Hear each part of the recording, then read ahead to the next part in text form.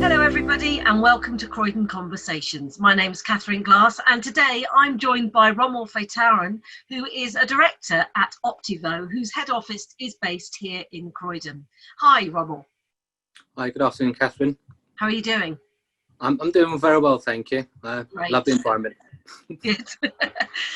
So Rommel, tell me a little bit about your role at Optivo. You're the Director of Commercial Services. That's correct, yes. So I oversee the commercial portfolio of Optivo. We account for probably about 9% of core business. So Optivo is a housing association, 44,000 homes, operating in Midlands, London, Kent and Sussex. So Croydon is one of our key boroughs. So we do a lot of affordable rents and some open market sale properties and some affordable rent and social housing.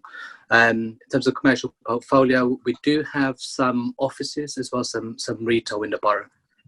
So you are actually an occupier. You also as well some offices as well. How many people do you actually employ in the borough? So Optivo employ about 1,100. I'd say probably a third of them actually work in our head office in Croydon. Okay, and how long has Optivo been in Croydon? Do you know? So no, it doesn't matter if you don't worry. Yeah. So I've been with the business for about just over 15 years, and so we started the first South London Family Housing Association. So we were based by Luna House at the rear, Abbotsminster, so Sydenham Road, and so South London Family Housing Association merged a number of times, and we've probably done 4 major mergers since 2005. And in 2017, we became Optivo, when we merged Amicus Horizon with Viridian Housing. Mm-hmm. So we formed then the 44,000 home organisation. Okay, great. So as a housing association based in Croydon, clearly we are in unprecedented times. There are lots going on that none of us could have foreseen. What sort of impact is that having on you as a business, but also your tenants? How are you actually coping with what's going on at the moment here in Croydon and in the world? Well, and to be honest, remarkably well, considering the challenges that COVID has brought along with it, nationally and internationally.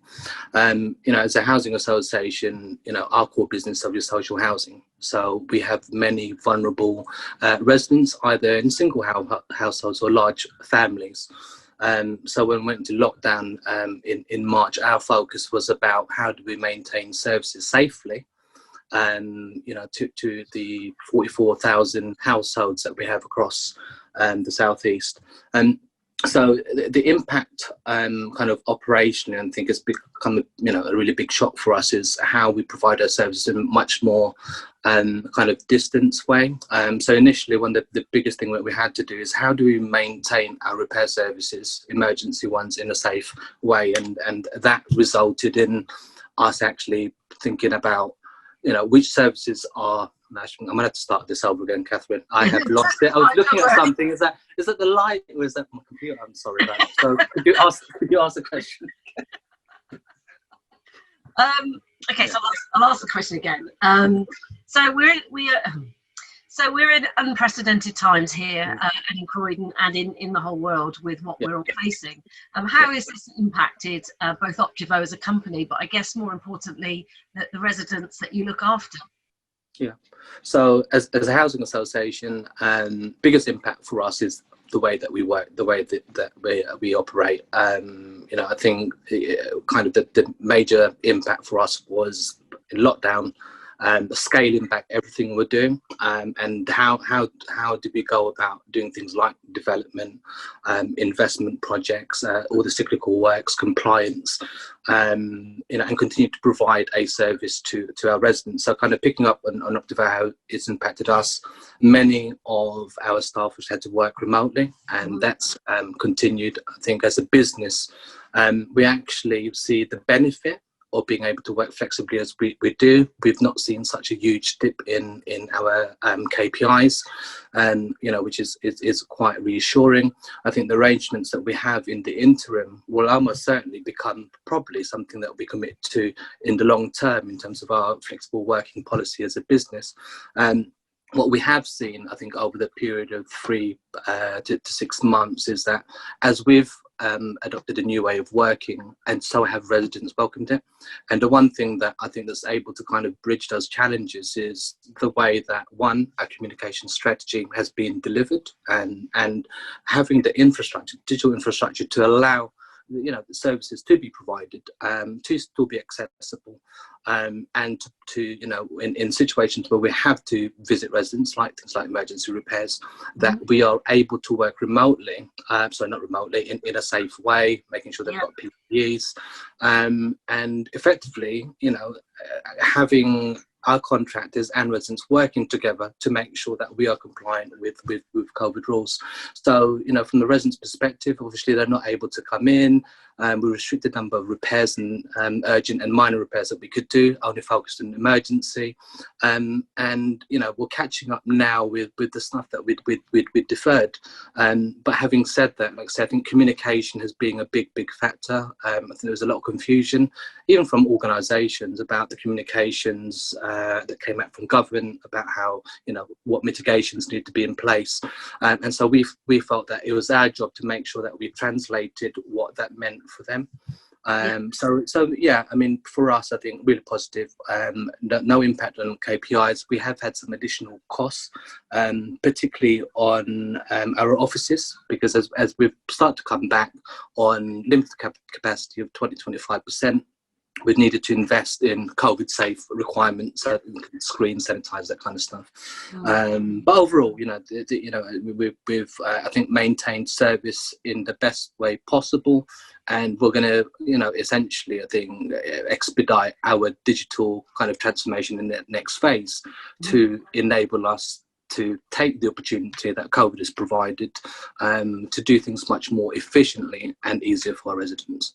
Okay, so just talking about those residents, as a housing association, you obviously have an obligation to, in normal times, to work with them, to encourage them into employment. How that must have differed enormously. There must be many of your residents currently impacted through job losses and other circumstances. What measures can Optivo, what are you doing to support them, not just in Croydon, but across the portfolio?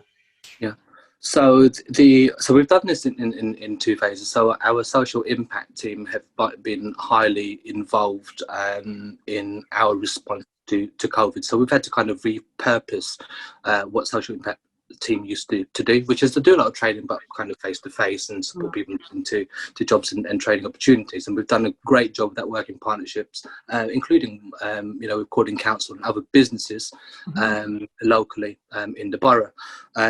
The one thing that we did do initially from lockdown was not to really prioritise that service in the way that we did with everything else. We just moved to digitalisation offer. What we did, in fact, was use that team then to lead the approach in supporting residents who are vulnerable and who was going to be impacted in lockdown. So a lot of reassurance calls. As you can imagine, 44,000 homes translates to probably 90,000 residents. So a lot of calls to make. Remobilising, relaxation of rules in July meant that actually we could look at social impact offer and what that might look like. We know that the kind of entry-level jobs are highest risk, particularly in the retail sector.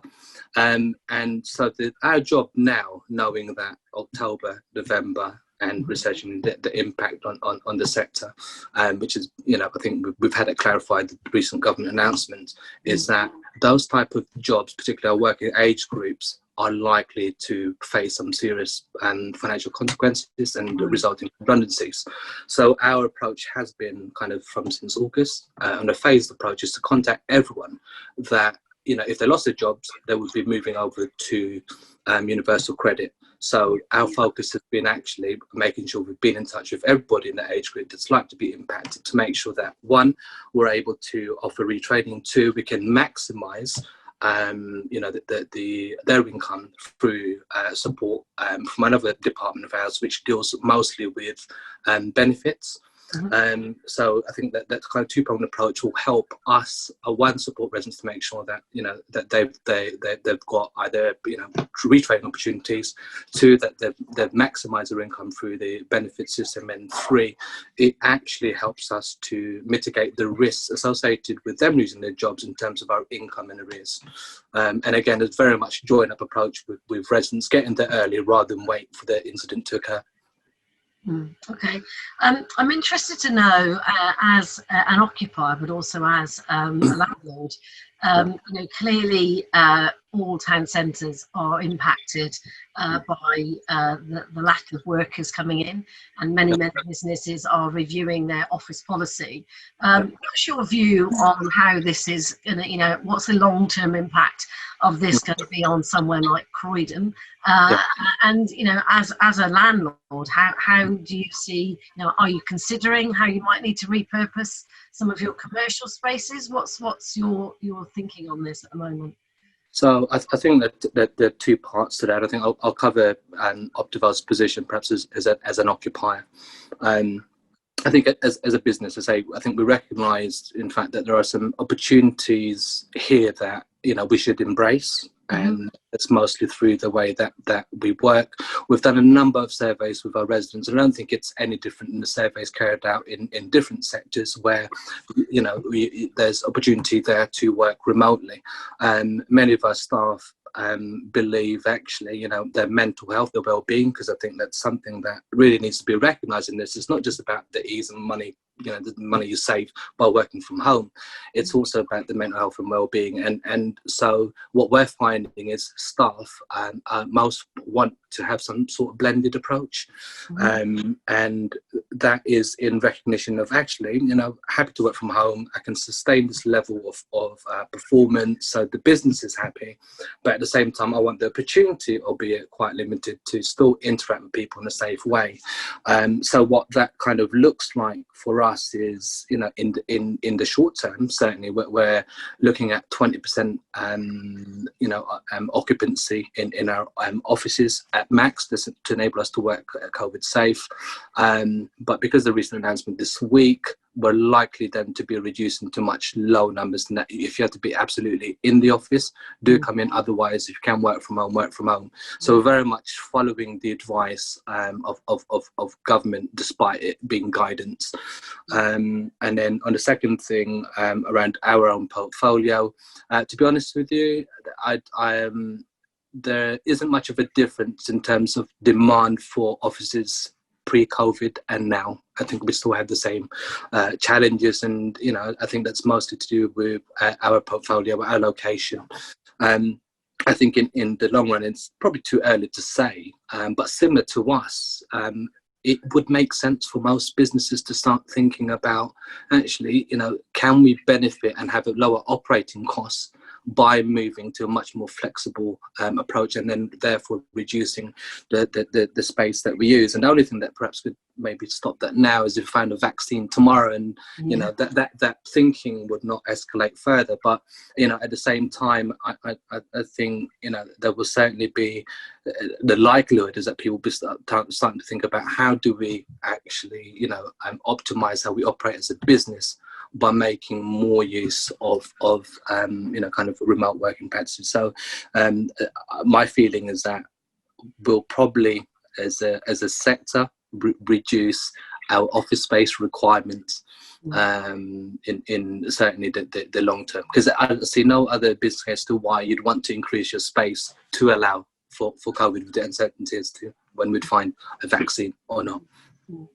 I'm just going to stop you a second, Rommel. I probably should have said this to you before, but when you're looking at me, you're not looking at me. So sorry. You need to look up. So no, that's all right. It's just which one? Should I look here? That's looking at me now. You're looking at me. It feels. Yeah, I thought the camera was over there. Sorry. Oh. That's all right, it's fine. And it's not all the time. I just thought I'd stop you just so I'm just going to finally move on to talk a little bit about you know, your thoughts about Croydon. So let me start with a question. You know, Rommel, you are a partner of Develop Croydon. As a company and as an individual, you do sit on our board. Develop Croydon, obviously, in the current climate, has a big role to play in terms of, you know, really communicating some positiveness about Croydon. I'm really interested to know from you what you think, you know, challenges are, but maybe in, you know, from a personal point of view, what do you think Croydon needs to do, you know, in the current place that we are? What would make a big difference, in your view, to Croydon?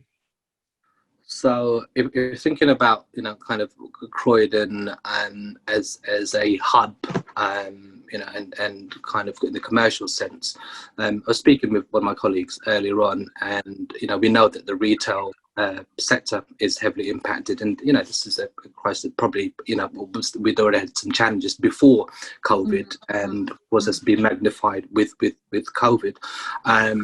You know, I think the thing that's missing there and hasn't helped is the appetite for people to want to spend money, to come out, and three, you know, the challenges that I think COVID presents makes it almost you know, impossible to turn around the habits that we've started to form during lockdown, which is to move to kind of online shopping. You know, I think in order for, you know, kind of commercial side to, you know, benefit or somewhat change the current trend, it needs a very collaborative approach between many businesses, and it may include, you know, the local authority, because what I think as a borough needs to happen is, you know, let's, you know, like just an example, you know, a shop might say, well, actually, I'm going to bring something very different to the retail sector in terms of technology and, you know, how we view, you know, fashion, for example. But we've got to think about things like, all right, how accessible is transport system? How safe is it? How safe is the town centre? You know, what's the kind of long-term strategy for things like, you know, safe streets and all that kind of stuff? I think, you know, we could attract a lot more people to the borough and to invest in, whether it's businesses or whether it's people, but it does need a collaborative approach to it. And, you know, I'm not sure what the answer is, but I think that's the answer to most things, is that people from different sectors have a conversation and find that solution, because it's not about just one sector. I think there is that huge amount of interdependency, you know, in order for you to get in the heart of one, consumers, and two, you know, investors. And finally, you know, what is your sort of, I guess, your ambition for both Optivo, but also the place Croydon? You know, what would you like to see happen in, you know, the next 3? And I guess also your residents. What, you know, what's your final thoughts on this? Well, you know, for us as an organisation, as I say, Croydon Borough is one of our key, you know, strategic boroughs. So we've got a number of developments in the pipeline. We know there's a huge demand, particularly for social housing as well as for affordable housing, and that's our core business. So similar to all our core boroughs, we will invest the time, the money to make sure that we are able to provide homes and communities, safe communities, to residents who are therefore unable or priced out of the market.